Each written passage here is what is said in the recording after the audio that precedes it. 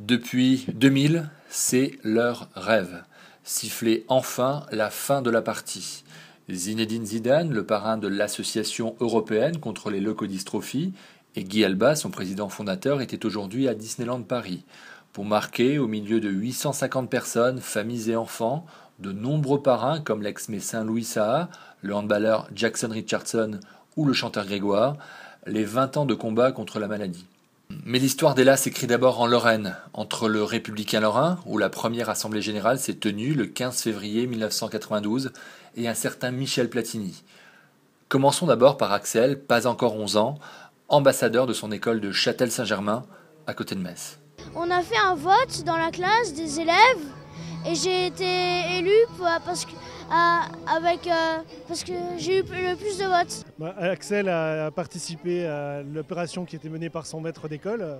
Et donc il a vendu à la sortie de l'école des bons Ella. Donc il a fait toute la sortie de l'école et toutes les sonnettes. On était même inquiets parce qu'il n'arrivait pas... Il avait du mal à arriver à l'heure prévue, mais c'était un peu la course par rapport à ses camarades, savoir qui allait ramener le plus de bons. Mais je pense qu'ils ont fait un bon score. On a fait la dictée d'Ella, et on a fait le cross, et en tout on a ramassé 1515 €. Et Axel m'a appelé un soir en me disant qu'il lui avait arrivé quelque chose d'extraordinaire, qu'il avait été élu par ses camarades pour être ambassadeur Ella pour sa classe.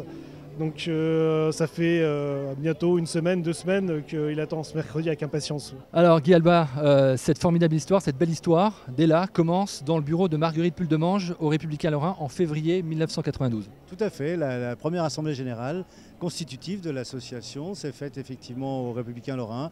Marguerite Puldemange, qui était déjà un soutien confirmé d'Ella, eh bien, nous a soutenus depuis le départ et longtemps encore.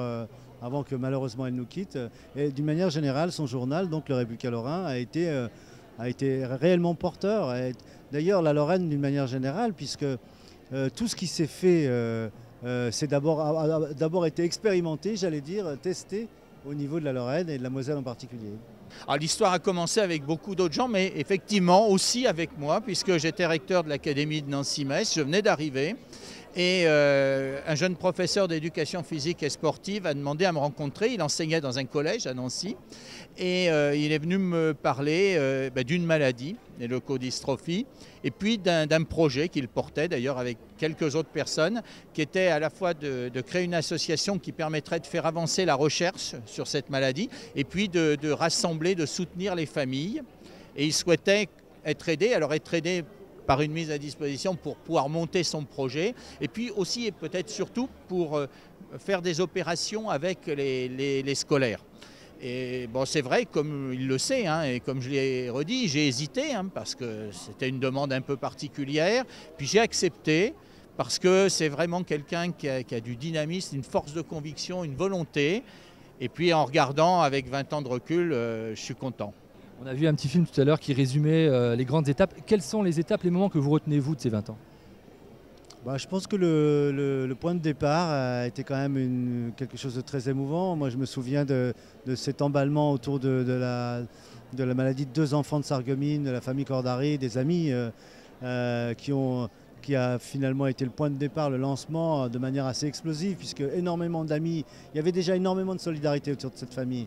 Et lorsqu'on s'est rencontrés, on a tout de suite pensé à créer cette association ensemble. Donc Raymond Cordari, Evelyne et leurs 2 enfants malheureusement disparus aujourd'hui ont été, j'allais dire, le point de départ, le premier foyer, on va dire. Et puis ensuite, évidemment, la rencontre avec Zidane a été un moment, j'allais dire, énorme, parce que au départ, c'est vrai que j'y croyais pas trop.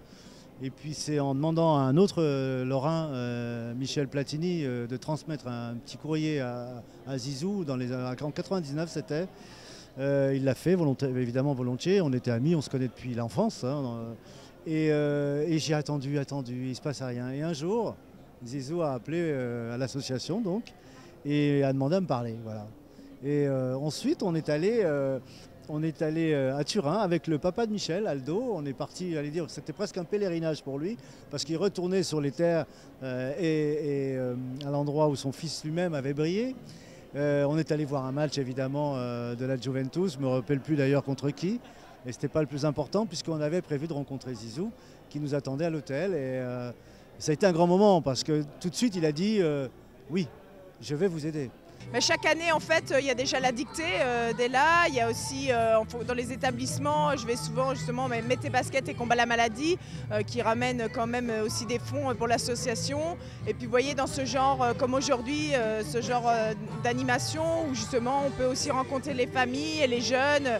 Voilà, c'est le fait d'être présent, de parler un petit peu avec eux, d'expliquer, de savoir aussi ce que nous, on peut faire à notre niveau et d'échanger. Voilà. Ce qu'on fait, on le fait pour ces enfants très malades, on le fait pour leurs parents, pour qu'ils aillent un peu moins mal eux, les soutenir, leur dire qu'ils ne sont pas seuls. Et on le fait pour enfin découvrir des traitements qui serviront non seulement aux enfants atteints de leucodystrophie, mais aussi à beaucoup d'autres enfants, beaucoup d'autres maladies, parce qu'on sait très bien que lorsqu'on trouve une solution pour une maladie rare, eh bien, ça peut être le débouché pour des maladies beaucoup plus fréquentes.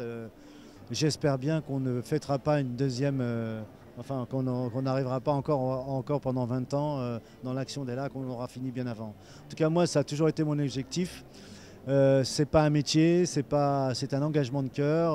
On est tous concernés ici. Moi, je suis un des parents parmi d'autres et je veux que ça s'arrête.